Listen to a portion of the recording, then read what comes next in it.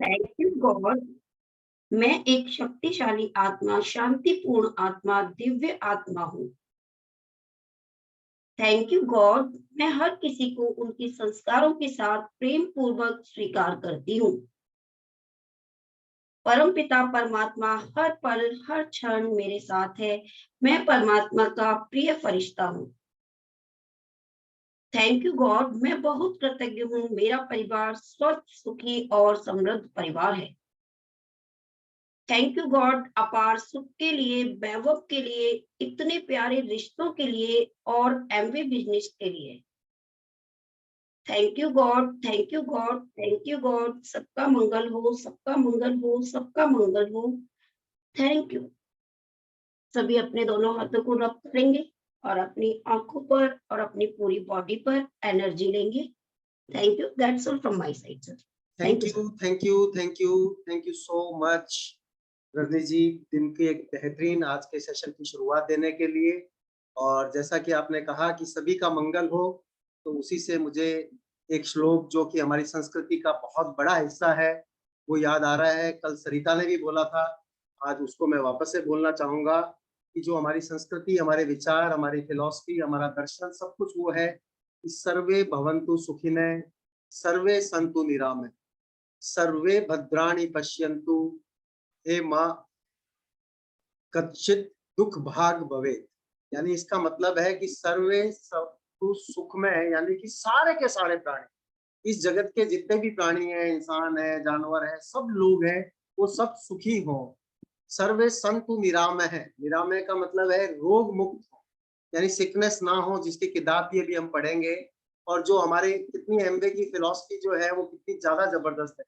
हम भी तो ये बोलते हैं कि सभी लोग सुखी हों, कोई बीमार ना पड़े, सर्वे भद्राणि पश्यन्तु, यानी कि सभी का मंगल हो, किसी का भी अमंगल ना हो। और हे माँ, हम लोगों को, हे भगवान, हम लोगों को ये आशीर्वाद दें कि सभी लोग इस जगत के अंदर, सभी का कल्याण, है ना। तो बहुत अच्छी इन्हीं सभी भावनाओं के साथ आज हम वापस से अपना गीता के सत्र को प्रारंभ रख रहे हैं। अभी छठे अध्याय के कल 18 श्लोक तक हुए थे और 19वें श्लोक को मैं अभी पढ़ता हूँ। बहुत सीधा है। 18वें श्लोक के अंदर ये बताया गया था कि चौथे श्लोक के अंदर भी और 18वें श्लोक के अंदर योगारूढ़ की बात की गई थी। यानी कि योगारूढ़ यानी कि एकदम चित्त जो है वो एकदम फोकस रहे, मन एकदम फोकस रहे। तो आने वाले श्लोक के अंदर 20वें के अंदर भी अमृता मैम को जब बुलाएंगे तो वो चित्त की स्थिरता, ध्यान, समाधि, इन सब के बारे के अंदर बताया गया है। लेकिन 19वां श्लोक में पढ़ता हूँ, बहुत 18वें श्लोक के कंटिन्यूशन के अंदर। 18वें के अंदर तो बताया गया था कि कैसे इंद्रियों को अपने वश के अंदर कर कर हमारे को आगे बढ़ना है। 19वें श्लोक के अंदर एक बार पहले पढ़ते हैं, फिर उसके बाद तुलना करते हैं वापस में। यथा दीपो निवासतो नितंगे सोपमा स्मृता, योगिनो यच्चित्तस्य युज्यतो योगात्मानम्। इसका मतलब ये है कि योगी के चित्त की तुलना एक दीपक की लो के साथ की गई है। और वो दीपक की लो जो इधर उधर जाके ऐसे ऐसे हिल नहीं रही है। दीपक की लो कब नहीं हिलती है? जब वातावरण के अंदर जो हवा है उसके अंदर कोई वाइब्रेशन, स्पंदन नहीं होते, यानी स्पंदन रहित वायु हो। वो कहते हैं कि वायु तो हमेशा रहेगी रहेगी, ऐसा नहीं हो सकता कि वायु ना हो। लेकिन जैसे तुलना की गई है कि वायु तो है लेकिन वो वायु एकदम स्थिर है, अभी उसके अंदर कोई वाइब्रेशन, स्पंदन, बीट्स ये नहीं है। तो उस समय जैसे दीपक की लो एकदम स्थिर रहती है, उसी तरीके से योगी का चित्त बाहर की जो वायु रूपी, नहीं बोलेंगे हम, जो भी डिस्टर्बेंसेस हैं, जो भी डीफोकस करने वाले एलिमेंट्स हैं, उन सबको हटाकर जैसे दीपक की लो एकदम स्थिर रहती है, वैसे ही योगी के मन की तुलना उस दीपक से की गई है कि दीपक की लो से की गई है। तो यहाँ पे अब स्वामी राम सुखदास जी बता रहे हैं कि दीपक से तुलना करने की क्या जरूरत थी? जब स्थिरता की तुलना ही करनी थी तो पहाड़ के साथ कर देते। पहाड़ तो एकदम स्थिर रहता है। लेकिन वो कहते हैं कि पहाड़ की तो वृत्ति ही स्थिर रहने वाली है, लेकिन मनुष्य की वृत्ति जो है वो स्थिर रहने वाली नहीं है।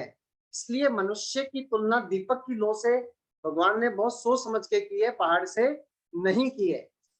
जैसे बाहर के जितने भी डीफोकस करने वाले एलिमेंट्स होते हैं उनको एकदम शांत करके एकदम स्पंदन रही, जैसे वायु के अंदर दीपक की लो एकदम स्थिर रहती है, वैसे ही योगी का जो मन है वो एकदम स्थिर रहता है। उसके बाद मतलब इस श्लोक के अंदर बस यही है कि सिर्फ योगी के चित्त की तुलना जो है वो दीपक के साथ की है। और दीपक के अंदर एक दूसरी खासियत भी बताई है कि दीपक की लौ जो होती है वो प्रकाशमान होती है, यानी उससे जो है वो उजाला होता है, उससे जो है वो ज्ञान मिलता है, बहुत सारी चीजें होती है। लेकिन जो पहाड़ होता है वो अपने आप के अंदर खुद प्रदीप्त, यानी कि खुद जो है वो एल्यूमिनेटिंग या खुद वो कोई सोर्स लाइट का नहीं होता है, जबकि दीपक जो होता है वो लाइट का सोर्स होता है। इसे बताया कि दीपक से तुलना क्यों की है। तो इस श्लोक के अंदर तो इतना ही था। नेक्स्ट जो 20वां है उसके लिए मैं इनवाइट कर रहा हूं अमृता मैम को। वेलकम। सबको सादर प्रणाम। और 20वें श्लोक को मैं पहले उसको पढ़ूंगी और उसके बाद उसको समझाने का प्रयास करूंगी, क्या उसके अंदर मुझे समझ में आया जो मैं आपको बता सकूं।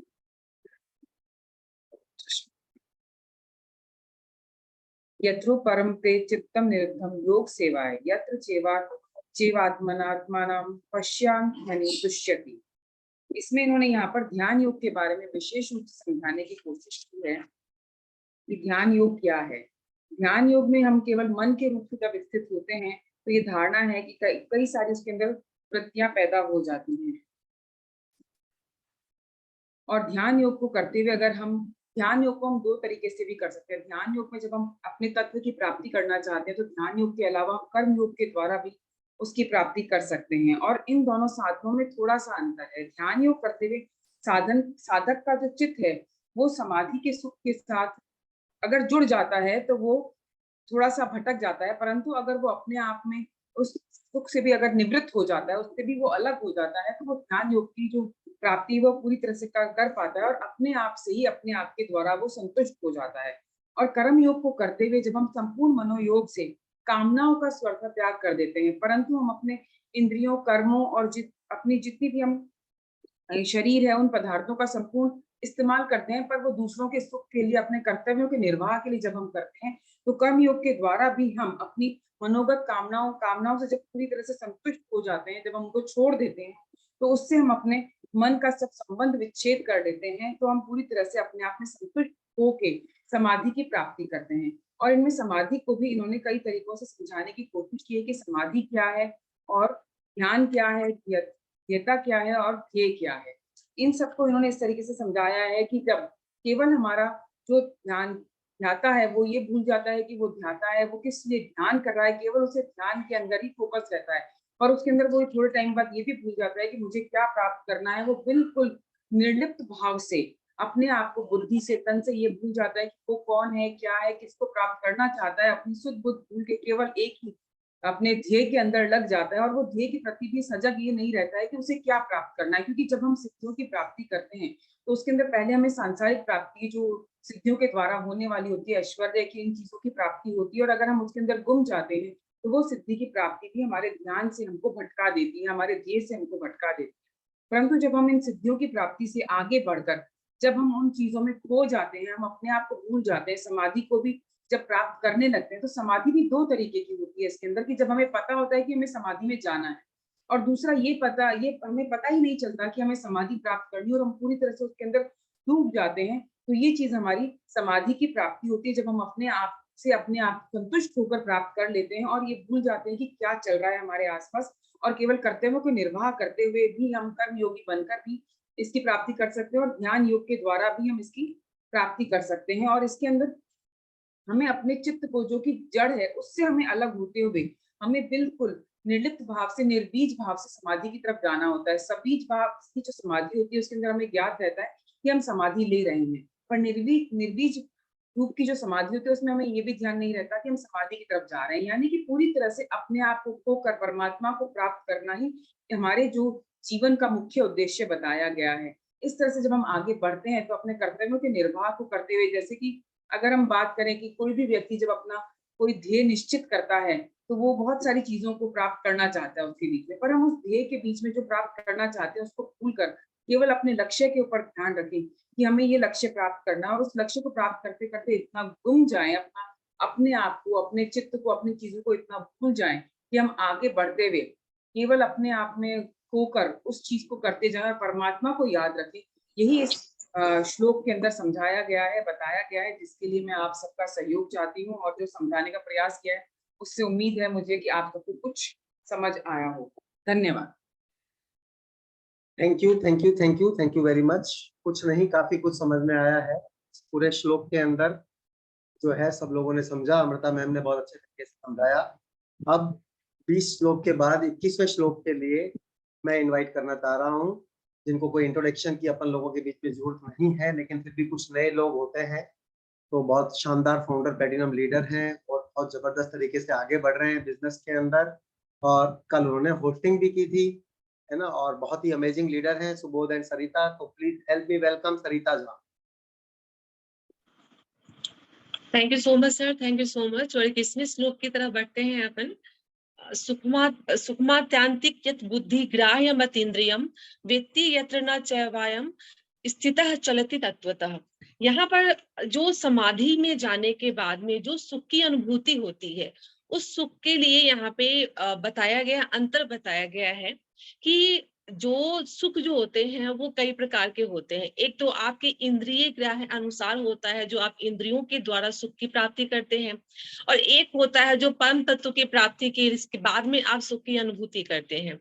तो जो इंद्रियों से अधिकृत जो सुख होता है वो कुछ समय के लिए होता है, चलायमान होता है। अपन भी बोलते हैं कई बार आम बोलचाल की भाषा में कि ये चीज तो आनी जानी है, आज है कल नहीं है। हम सिंपल लैंग्वेज में बात करते हैं, लेकिन जब हम भगवत प्राप्ति कर लेते हैं, जब हम एक आत्मिक शांति, आत्मिक संतुष्टि की प्राप्ति कर लेते हैं, उसके बाद जो हमें सुख की अनुभूति होती है वो हमेशा के लिए स्थिर हो जाती है। और वो स्थिर कब होगी? जब आप उसको सूक्ष्म बुद्धि द्वारा प्राप्त करोगे। और सूक्ष्म बुद्धि की प्राप्ति कब होगी? जब आप अपने आप को समाधि स्थिति में, यानी आप अपने आप से खुद को जानना शुरू कर दोगे। यहाँ पे देखिए, समाधि का जो तात्पर्य है, कई लोग बोलते हैं समाधि का मतलब होता है कि बिल्कुल ही आप सब कुछ छोड़ छाड़ के भगवान में रम जाओ। मेरे हिसाब से यहाँ पर समाधि का, जो मैंने अभी इतने दिनों तक गीता का अध्याय पढ़ा है, अभी तक जो स्टडी करी है, उसके मतलब के अनुसार समाधि का मतलब होता है स्वयं को पहचानना, स्वयं को जानना। और जब भी आपने सुमित सर की पॉडकास्ट वगैरह सुनी है तो हमेशा उसे मेडिटेशन की बात की गई है। समाधि में जब भी आप अपने आप को लेकर के जाते हैं, जब भी आप मेडिटेशन करते हैं, योग अवस्था में जाते हैं, तो उसमें आपको जो खुद की पहचान, खुद की शक्ति को जानने की जो सुख अनुभूति वहां पर आपको मिलती है, कि जब आप बैठते हैं ध्यान में, जब आप अपने आप पे ध्यान केंद्रित करते हैं, अपना फोकस आप जागृत करते हैं, और उस समय जो आपको अनुभूति होती है, तो वो सभी सुखों से बिल्कुल अलग होती है। जब हम ध्यान की अवस्था में होते हैं तो खुद से मिल रहे होते हैं, खुद को एक अपूर्व शांति की अनुभूति हो रही होती है, खुद को पहचानने का जो आनंद वहां मिलता है वो सबसे अलग होता है। और खुद को कब पहचान सकते हैं? जब आप और आपके ईश्वर की तारतम्यता वहां पर बनी रहेगी। तो इसीलिए समाधि या योग अवस्था जो है वो खुद को पहचानने का सबसे पहला कदम है। और जब खुद को आप पहचानेंगे तो अपने आप ही अपने अंदर बैठे हुए परमात्मा को भी आप पहचानना शुरू कर देंगे। और जब उसको पहचानने की शुरुआत करेंगे तो वो जो आपको सुख की अनुभूति होगी वो आपके सूक्ष्म बुद्धि से उत्पन्न सबसे बड़ा आनंद होगा। Thank you so much sir. Thank you, thank you, thank you Sarita. वैसे ये प्लेटफॉर्म जो है वो तर्क करने का नहीं होता, लेकिन तर्क करने से ही चीजें आगे बढ़ती हैं। तो बिल्कुल सर। आपने समाधि को जो जोड़ा है खुद को पहचानने से, तो I beg to differ with you, है ना। समाधि के अंदर उन्होंने पिछले ही श्लोक के अंदर बहुत रूप से स्पष्ट किया है कि ध्यान वो चीज होती है जिसके अंदर 3 चीजें होती हैं हमारे पास में। एक हम ध्याता यानी जो ध्यान कर रहे हैं, एक स्वरूप यानी जिनका प्रभु का जिनका कि हम ध्यान कर रहे हैं, यानी जो हमारा ध्येय है, एक ध्याता एक ध्येय, यानी कि एक तो व्हीकल है और एक है मंजिल, है ना। जैसे एमवे एक व्हीकल है और फ्रीडम या जो भी आपके ड्रीम्स हैं वो आपकी मंजिल है। और तीसरी चीज होती है वृत्ति, यानी कि मनोवृत्ति, यानी कि प्रोसेस। जब ये तीनों चीजें रहती हैं उसको ध्यान बोलते हैं। जब इन तीनों चीजों में से 2 चीजें निकल जाती हैं, ध्याता का भाव खत्म हो जाता है कि मैं ध्याता हूँ, और ये भाव खत्म हो जाता है कि वृत्ति यानी कि प्रोसेस क्या चल रहा है ये भी अपन भूल जाते हैं, सिर्फ ध्येय के ऊपर ही ध्यान रहता है, तो एक नेक्स्ट स्टेप के ऊपर आ जाता है व्यक्ति, उसको बोलते हैं समाधि। समाधि के अंदर भी अब 2 प्रकार बताए हैं, एक संप्रज्ञात समाधि, यानी जिस समाधि के बारे में मुझे ज्ञान है कि मैं अभी समाधि के अंदर हूँ, और एक होती है असंप्रज्ञात, यानी कि जिसका मुझे नॉलेज ही नहीं है कि अब समाधि वाली स्थिति आ चुकी है। तो डूब चुका है बिजनेस के अंदर इतना कि इसको तो सिर्फ एक फोकस का ध्यान है, उसको पता भी नहीं है। मुझे एक तो पता पता नहीं। है कि मेरा ध्यान जो है मेरे फोकस के ऊपर है, तब तक तो समाधि संप्रज्ञात वाली है। लेकिन अब मुझे यही नहीं पता, दूसरे जने को पता है कि ये तो एमवे के अलावा कुछ नहीं, पूरा पूरा का पूरा जबरदस्त तरीके से फोकस हुआ है, तो उसको एक संप्रज्ञात समाधि कहते हैं। और उसके बाद में भी उसके दो हिस्से आते हैं। जब ऐसी स्थिति आ जाती है तो कहते हैं फल मिलना तय होता है। लेकिन जो पहले स्थिति सजीव सबीज बोला है जिसको, यानी कि वहां पर जो फल मिलते हैं वो सारे लौकिक वाले होते हैं, यानी कि ऐश्वर्य मिलेगा, धन मिलेगा, प्रसिद्धि मिलेगी, लोग आपकी बहुत तारीफ कर रहे होंगे, आप बहुत बड़े संत बन जाएंगे, बहुत सारी चीजें होंगी। लेकिन ये सब अलौकिक आनंद है। लेकिन एक निर्बीज समाधि जब होएगी तब आपको अपने वो जो परम ध्येय जिसको लेके चले थे, परमात्मा की प्राप्ति, तब होने वाली है। जो जना यहाँ पर आके भी अटक जाएगा कि बस अब सब मिल गया, तो फिर वो जो जना फाउंडर प्लेटिनम में अटक जाएगा वो एमरल्ड नहीं बनेगा, जो एमरल्ड में अटक जाएगा वो डायमंड नहीं बनेगा, जो डायमंड में अटक जाएगा फिर वो डबल डायमंड कैसे बनेगा, जो डबल डायमंड में अटकेगा तो वो फाउंडर्स क्राउन एम्बेसडर नहीं बनेगा। हमने तो सुना है कि जो ग्लिस्टर के रेट में अटक गया वो अपने ध्येय से भटक गया, है ना। तो हम ध्येय को सपना बोलते हैं कि जो सिर्फ ग्लिस्टर के, हमारे जमाने बोलते हैं 100 रुपए ग्लिस्टर आता था 100 ग्राम, कि जो 100 ग्राम 100 रुपए के ग्लिस्टर के रेट में अटक गया है ना, वो अपने सपने से भटक गया। तो कहीं ना कहीं अटकते हैं, तो अटकेंगे नहीं तो आगे चलेंगे। तो नेक्स्ट लोग के लिए जिनको मैं इनवाइट करने जा रहा हूँ, उनसे हम सब लोगों को बहुत सीखने को मिलता है। उन्होंने बहुत जल्दी अपनी बुक क्लब के अंदर पहचान बनाई।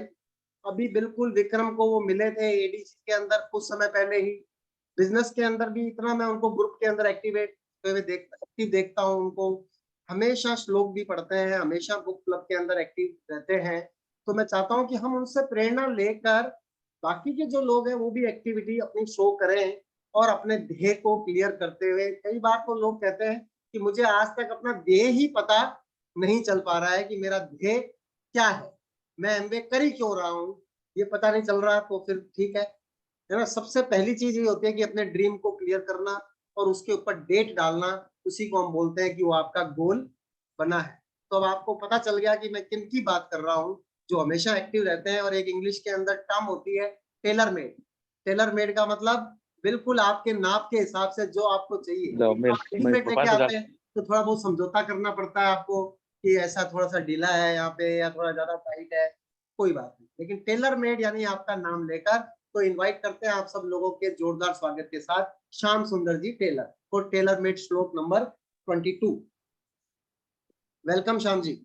राधे श्याम, राधे राधे सर, राधे राधे, बहुत बहुत धन्यवाद सर। आज मेरे को 22वां श्लोक पठन करने का सौभाग्य प्राप्त हुआ है। मैं शुरू करता हूँ। यम लब्धवा चापरम लाभम मनते नादिकम तत् यस्मिन् स्थितो न दुखेन गुरुणापि विचाल्यते। मनुष्य को जो सुख प्राप्त है उससे अधिक सुख दिखता है तो वह उसके लोभ में आकर विचलित हो जाता है। जैसे किसी को 1 घंटे के 100 रुपए मिलते हैं, अगर उतने ही समय में दूसरी जगह 1000 रुपए मिलते हो तो वह 100 रुपयों की स्थिति से विचलित हो जाएगा और 1000 रुपयों की स्थिति में चला जाएगा।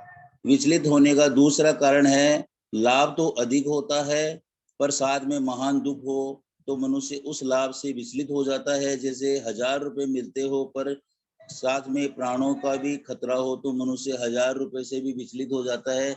ऐसे ही मनुष्य जिस किसी स्थिति में स्थित होता है वहां कोई भयंकर आफत आ जाती है तो मनुष्य उस स्थिति को छोड़ देता है। परंतु यहाँ भगवान कहते हैं कि आत्यंतिक सुख में स्थित होने पर बड़े योगी बड़े से बड़े दुख से भी विचलित नहीं किया जा सकता। यह श्लोक सभी साधनों की कसौटी है। कर्म योग, ध्यान योग, ज्ञान योग, भक्ति योग आदि भी साधन में यह कसौटी प्राप्त होती है। अपनी स्थिति समझने के लिए यह श्लोक साधक के लिए बहुत उपयोगी है। जीवन मात्र का ध्येय यही रहता है कि मेरा दुख मिट जाए और सुख मिल जाए। अतः इस श्लोक में वर्णित स्थिति साधक मात्र को प्राप्त करनी चाहिए, अन्यथा उसकी साधना पूर्ण नहीं हुई है। साधक बीच में अटक न जाए, अपनी अधूरी स्थिति को पूर्ण न मान ले, इसके लिए उसको यह श्लोक सामने रखना चाहिए जिसमें लाभ लाभ का तो अंत नहीं और दुख का लेश भी नहीं। ऐसा दुर्लभ पद मनुष्य मात्र को मिल सकता है, परंतु वह भोग और संग्रह में लगकर कितना अनर्थ कर लेता है, इसका कोई पारावार नहीं है। Thank you sir, thank you so much. Thank you so much Shyam ji, आपने बहुत अच्छे तरीके से बताया। ये बिल्कुल जीवन के हर भाग के अंदर उपयोग में आने वाली चीज है कि जो एक बार आपने अपना ध्येय बनाया है, जैसे एक विद्यार्थी है, उसका ध्येय है कि मुझे नीट में सिलेक्शन चाहिए, किसी को है कि मुझे IIT के अंदर जाना है, किसी को है कि मुझे IAS बनना है ना। तो उस समय आपको कोई दूसरी अच्छी नौकरी मिल रही है, तो आप अगर उसके अंदर चले गए तो आपका IAS का सपना तो भटक गया, खत्म हो गया, वो तो डिस्ट्रैक्ट हो गए आप। आपको कोई उस समय कोई दुख आ गया, अचानक आपको लगा यार कि उस वाले बंदे का भी सिलेक्शन नहीं हुआ तो मेरा कैसे होएगा। आपका जो है फोकस हिलाने के लिए बहुत सारी चीजें होती है। फोकस हिलाने के लिए कभी दुख होते हैं, कभी सुख होते हैं, लेकिन दुख और सुख से फोकस हिले तब तो समझ में आती है बात। लेकिन लोगों का फोकस हिलाने के लिए तो फेसबुक ही बहुत है, फोकस हिलाने के लिए तो व्हाट्सएप का एक मैसेज ही बहुत है, फोकस हिलाने के लिए तो एक जने की हंसी बहुत है ना। तो वो कम शक्ति वाले जो लोग होते हैं उनके फोकस हिल जाते होते हैं। डिस्ट्रैक्शन आज के जमाने के अंदर बहुत इजी हो गया है। पहले डिस्ट्रैक्शन करने वाली चीजें कम होती थी, अब डिस्ट्रैक्शन करने वाली चीजें बहुत ज्यादा है। गेमिंग आ गई कि उसने क्या गेमिंग के अंदर बहुत पैसा कमा लिया और पता चला कि उसने करोड़ों रुपए गवा भी दिए। अभी आज भास्कर के अंदर खूब आ रहा है कि एक एक रुपए लगा के लोग सोच रहे थे करोड़ों रुपए कमाएंगे, तो उनके कईयों के कितने सारे रुपए बर्बाद हो गए जिसकी की हद नहीं है। तो गीता के श्लोक के अंदर ही बता रहे हैं कि जो अपना ध्येय है उसके ऊपर फोकस रखना है। मतलब सबसे बड़ी बात फोकस की ही कर रहे हैं वो। हम हमेशा ही बताते हैं कि अगर एक लेंस का राइट फोकस होता है तो मोटे से मोटे पेज को जला सकता है, और लेंस कितना भी पावरफुल हो लेकिन अगर हिलता रहेगा तो फोकस बनेगा नहीं, तो कागज पतले से पतला भी जलेगा नहीं। बहुत अच्छे तरीके से बताया। अब अगले श्लोक 23वें के लिए 22वें के लिए 23वें के लिए मैं इनवाइट करूंगा बहुत ही जबरदस्त जो बड़े लीडर हैं। बहुत कभी भी ऐसा नहीं होता कि या तो होस्टिंग कर रहे होते हैं या कोई ना कोई श्लोक बोल रहे होते हैं। और आजकल उन्होंने एक बहुत अच्छी आदत डेवलप की अपने अंदर जो कि हमारे बिजनेस को लेके अनुकरणीय है, जिसको कि फॉलो करना चाहिए, यानी कि जिसको कहते हैं ना कि ये करने योग्य चीजें हैं वो करते हैं। वो हर रोज 10 कॉल करते ही करते हैं जो बिजनेस करने के लिए परम आवश्यक चीज है, और 10 कॉल का वर्णन करते हैं वो कि उस 10 कॉल के अंदर क्या हुआ। जैसे मैं एक एग्जांपल के अंदर उन्हीं के ग्रुप से खोल के बताता हूँ आपको। वो ईगल ग्रुप के अंदर वो बहुत शानदार लीडर है और शायद श्याम सुंदर जी के अपलाइन भी हैं, नॉट श्योर, है ना। तो यहाँ पे मैं अश्वनी को देखता हूँ, आपको समझ में आ गया, मैंने नाम भी दे दिया कि मैं अश्वनी को बुलाने वाला हूँ नेक्स्ट श्लोक के लिए। तो जस्ट उनका एक पढ़ के बताऊंगा कि उन्होंने 10 का लगातार, मैं पिछले कई दिनों से देख रहा हूँ कि वो 10 श्लोक का 10 श्लोक बोल रहा हूँ मैं, कई श्लोक की बात चल रही है, 10 कॉल्स का 10 कॉल्स का पूरा हिसाब देते हैं अश्वनी। अगर हाँ ये आ गया टुडे 11 कॉल डिटेल, 10 करना कोई जरूरी नहीं है, 11 भी कर ली उन्होंने। तो कहते हैं कि भाई 11 के डिटेल दी है कि 0% शेयर बिजनेस लिंक तो किसी का शेयर नहीं कर सके, लेकिन एक जने के साथ में शेयर की उन्होंने प्रोडक्ट लिस्ट। 3 लोगों के साथ में उनका अपॉइंटमेंट बुक हो गया। एक आदमी ने बता दिया कि उसका कोई इंटरेस्ट नहीं है। 2 लोगों ने जो है वो रिस्पॉन्स नहीं किया। 2 लोगों का कॉल ही बिजी आ रहा था। एक जने का स्विच ऑफ आ रहा था। एक पर्सन जो है वो ऑलरेडी उसने MP के अंदर बिजनेस को ज्वाइन कर रखा था। तो अब अश्विन मैं आपको ये कहना चाहूंगा कि अब यहाँ पर आप 10 को अंत मत माने। जैसे किसी जने ने नहीं उठाया, 1% नॉट इंटरेस्टेड, ये अच्छा कॉल, अच्छी चीज है। प्रोडक्ट लिस्ट शेयर करी, ये भी अच्छी चीज है। लेकिन 3 लोगों ने अपॉइंटमेंट दिया है तो सबसे बेहतरीन चीज है ना। लेकिन रिस्पॉन्स 2 आए नहीं, यानी फोन उठाया नहीं, और 2 बिजी थे जिनके फोन, यानी 4 तो आपके कॉन्टेक्ट हुए ही नहीं ना, और एक स्विच ऑफ था तो 5 तो कॉन्टेक्ट हुए ही नहीं। तो आप उसको 11 की लिस्ट के अंदर गिन नहीं सकते हो आप। You need to call 5 more person. मतलब ये तो फिर अपने कर्तव्य की इतिश्री कर ली अपन ने कि हाँ जी वो तो है ना, मैं तो जाके देख के आया, ज्यादा घटा था ही नहीं, है ना। कॉल जब उठा ही नहीं तो उसको रेस्पॉन्स नहीं मानेंगे। लेकिन फिर भी अच्छी बात है कि आपने 5 कॉल किए। तो नेक्स्ट ब्लॉक के लिए मैं इनवाइट, और हर रोज देते हैं ये। आज से सिर्फ एक इतनी सी चीज सुधार करेंगे कि 10 रेस्पॉन्स चाहिए, चाहे 10 के 10 negative. No response is no response, है ना। 10 रेस्पॉन्स चाहिए मुझे। तो यहाँ पर है ना अपन अब बात करेंगे जबरदस्त लीडर अश्विन से नेक्स्ट ब्लॉक के लिए। Welcome Ashwin. Thank you sir, thank you. Good morning sir, good morning सभी को। और थैंक यू सर मुझे गाइड करने के लिए। आगे सर और भी इम्प्रूव करूंगा। और अब मैं 23वें श्लोक को पढ़ने जा रहा हूँ, जिसमें बताया गया है कि जिस सुख की प्राप्ति होने पर उससे अधिक लाभ की संभावना नहीं रहती और जिसमें स्थित होने पर बड़ा भारी दुख भी विचलित नहीं करता, ऐसे सुख की प्राप्ति के लिए आगे के श्लोक में बताया गया है। जैसा कि अभी सर ने बताया भी था कि अपन अगर किसी पोजीशन पे पहुंच जाते हैं और उस पोजीशन पे अटक जाएं तो वो सही नहीं है, उसके आगे बढ़ना ही अपने को आगे लेके जाना है। और अगर अपन उस पोजीशन तक नहीं भी पहुंच पाए और अपने को दुख अगर होता है तो तब भी अपन उस पे अटके नहीं, अपना काम करते रहें। तो श्लोक बताया गया है, तम विद्या दुखम संयोग वियोगम योग सोग गेतम स निश्चिगेन योक्तावयो योग अनिर्वण चेतसा। इसमें फर्स्ट पहली लाइन जो है, त विद्या दुखम संयोग वियोगम योग संगीतम, इसमें बताया गया है कि जिसके साथ हमारा संबंध है नहीं, हुआ नहीं और होगा नहीं और होना संभव भी नहीं है, ऐसे दुख रूप संसार शरीर के साथ संबंध मान लिया, यही दुख संयोग है। यानी कि अपन जो काम कर रहे हैं, अगर इसको अपन ने पब्लिकली अगर इसको ज्वाइन कर लिया तो वो अपना एक दुख बन जाएगा, क्योंकि अपने को जो रिस्पॉन्स मिलेगा वो रिस्पॉन्स अपना पॉजिटिव भी हो सकता है, नेगेटिव भी हो सकता है, अपने को दुख भी दे सकता है, सुख भी दे सकता है। यह दुख संयोग योग नहीं है। अगर यह योग होता, अर्थात संसार के साथ हमारा नित्य संबंध होता, तो इस दुख संयोग का कभी वियोग नहीं होता।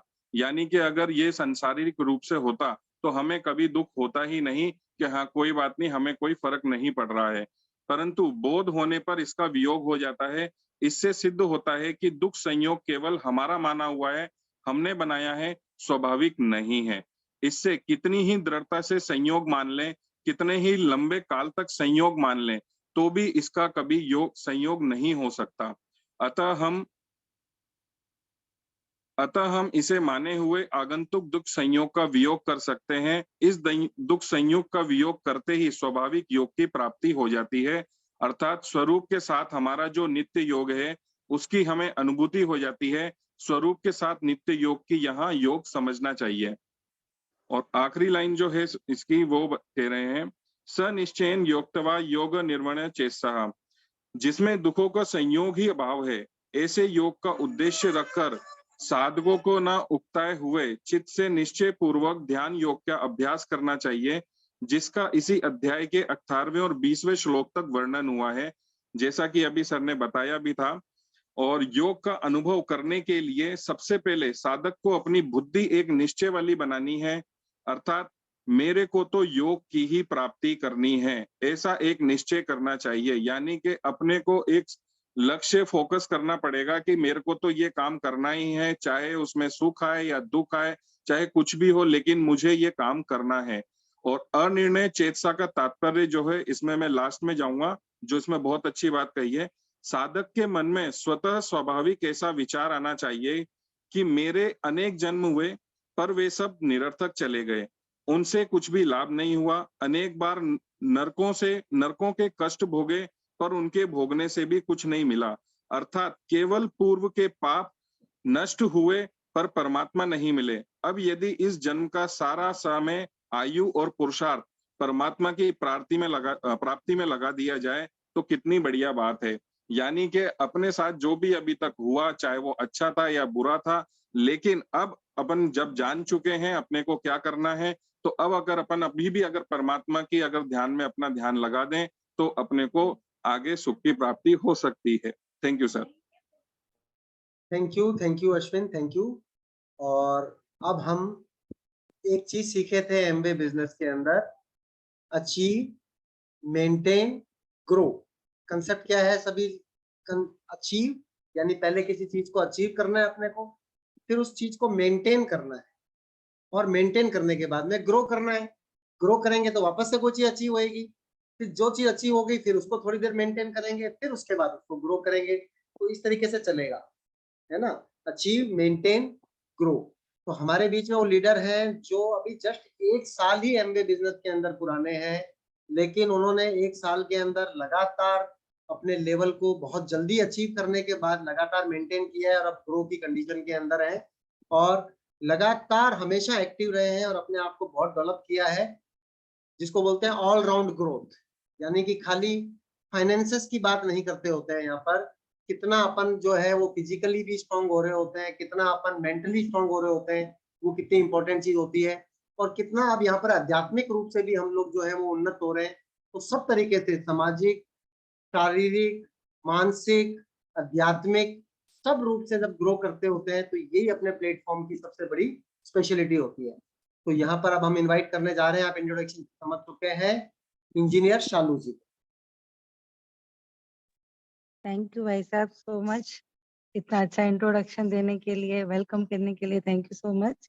अब हम 24वें श्लोक की तरफ बढ़ते हैं। संकल्प प्रभवान कामांस त्यक्त्वा सर्वान श्रेष्ठः मन सेवेंद्रिय ग्रामम विनियमय समन्ततः।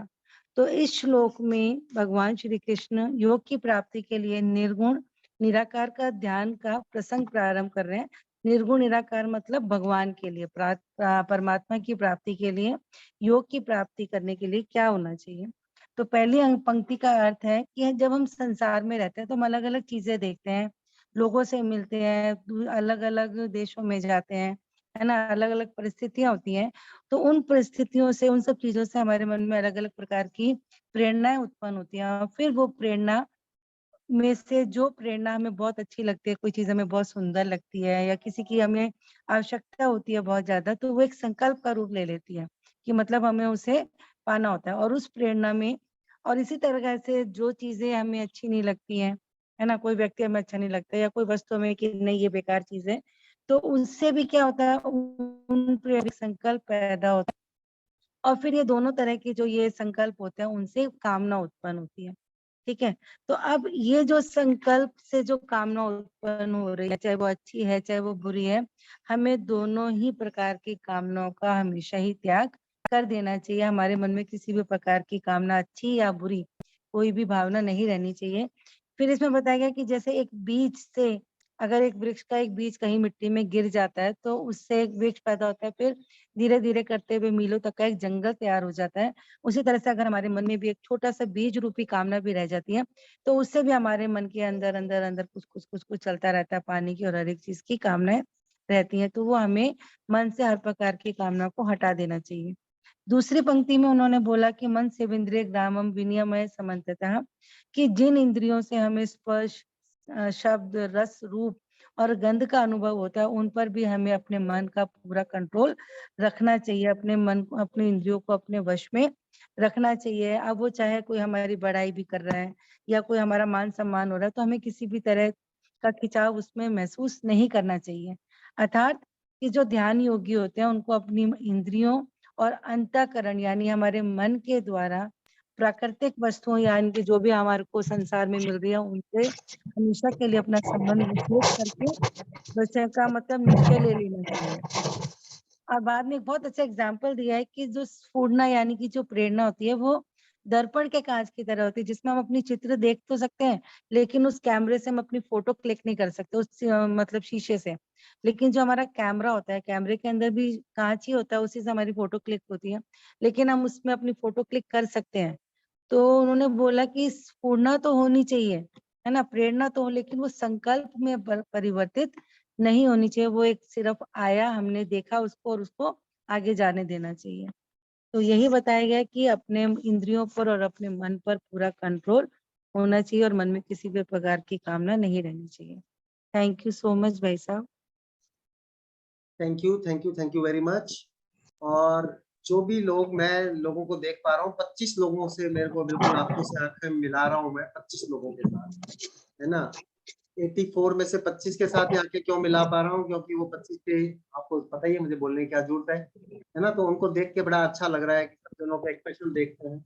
और जो लोग कैमरा ऑन कर रहे हैं वही कुछ फोकस कर पा रहे हैं, वही कुछ नया सीख पा रहे हैं। बाकी सब लोगों को एक कल्पना मात्र आ रही है, शायद कुछ फायदा हो जावे, 2-4 की अपने कानों के अंदर कुछ चीज चली जाएगी तो शायद फायदा होगा, है ना। लेकिन जिनके कैमराज ऑन है, यानी कि उन्होंने डिवोट कर रखा है, अभी उनका फोकस बुक क्लब की तरफ है ना, तो उसको उन्होंने फोकस कर रखा है। तो इसी कैमरे के अंदर से मैं उनको बार बार देखा करता था। और अभी मई के अंदर जो हमारे स्टार अवार्ड्स हुए, उसके अंदर पहली बार उनको मिला, उनको टिकट मिली, तो आप सब समझ गए हैं। वैसे भी जो है हमारे पास में लिस्ट होती है, तो आज तारीख भी 25 है और 25वें श्लोक के लिए हम बुला रहे हैं नोएडा से अमर कुमार जी।